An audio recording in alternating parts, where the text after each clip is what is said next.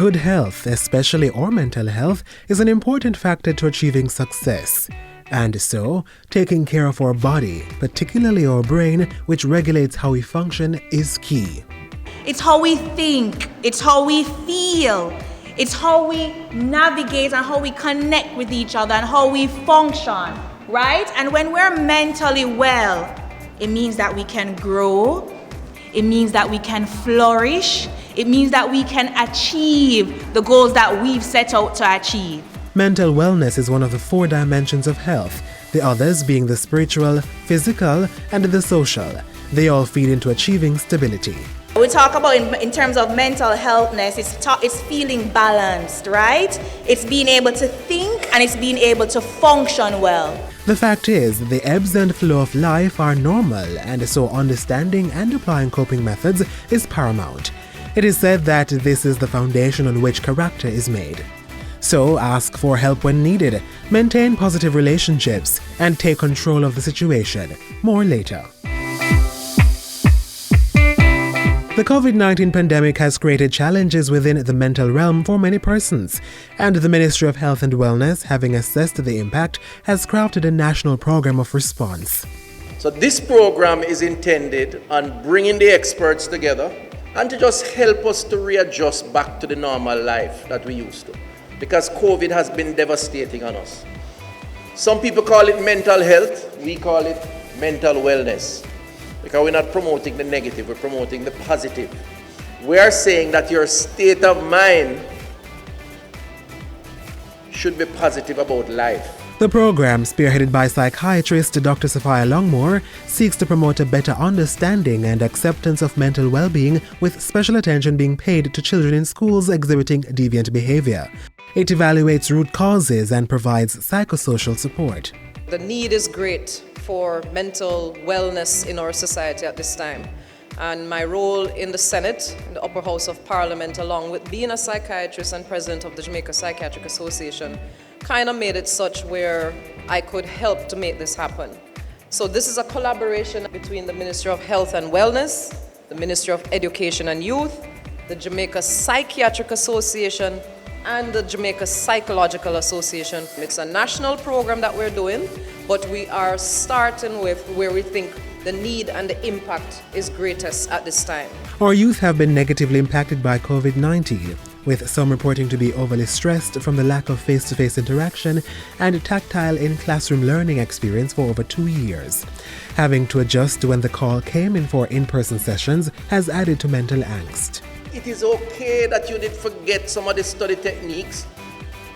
What we have to do now is to learn to re-engage.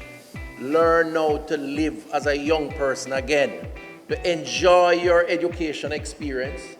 Enjoy your friends. Enjoy your classroom setting and your teacher. And don't make anything bother you so much that you sit down by yourself in loneliness, fear, and anxiety. We're saying that no matter how you feel depressed, or lonely, or anxious, or uncertain, no matter how much the work is giving you trouble, or your circumstances at home may be a little problematic, we are saying that we are here for you. There's someone you can come talk to, and there are ways to overcome all of that. The intervention, which began in June, targets schools across the island with face-to-face and virtual sessions and provides support for school administrators to cope with the challenges. The expert counsel from these sessions provides an appreciation of the concepts and techniques of mental wellness that we could all use as part of our coping mechanism.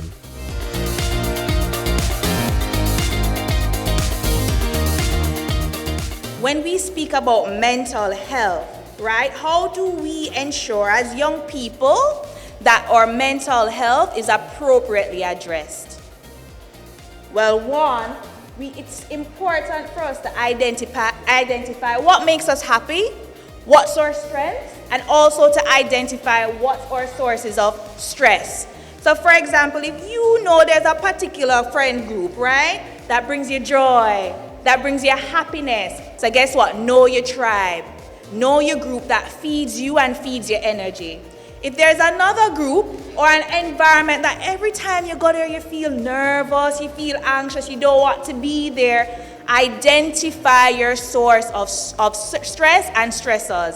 So if you know that, what do you do then? If you know there's a group or an environment that's not really sitting with your soul and your spirit, distance yourself, because you don't need that, right?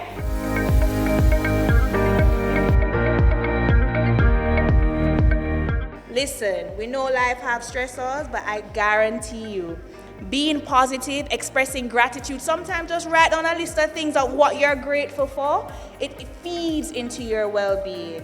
It feeds into how you see the world and how you navigate your challenges.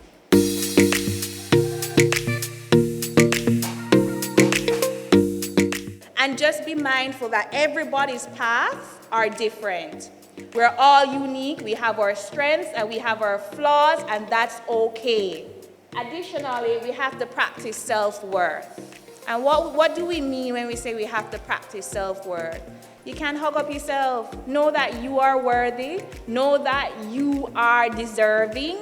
And know that the others around you are worthy and deserving. Major red flags used to identify when we are not well mentally includes lack of concentration or not being able to retain information, a drastic change in appetite, being easily irritable outside your typical window of annoyance, being excessively worried or anxious, prolonged sadness, and withdrawal from friends and family. How then do we combat these things so that we don't get to the red flag level? Well, I have the first one there, drink water. But what does that mean if the majority of your body or your body has a high percentage of water? It means you're always using it, right? You get up, you breathe, you're paying attention now. So you have to replenish your body. You have to drink your water. Less sugar, we spoke about that. Exercise, we spoke about that. We spoke about making your little gratitude list. It's important to be grateful. It's important to highlight the positive interactions. You're not neglecting and you're not minimizing your negative interactions or experiences. But when the good things happen to you, jot it down. Remind yourself. So when the bad things happen, you remember, oh, you know, I was on the honor roll. Oh, you know, my mother said I was lovely today. Oh, you know, I got an A. Practicing good breathing exercises and getting adequate sleep by establishing a bedtime routine also provides mental benefits. Cheers to good mental health.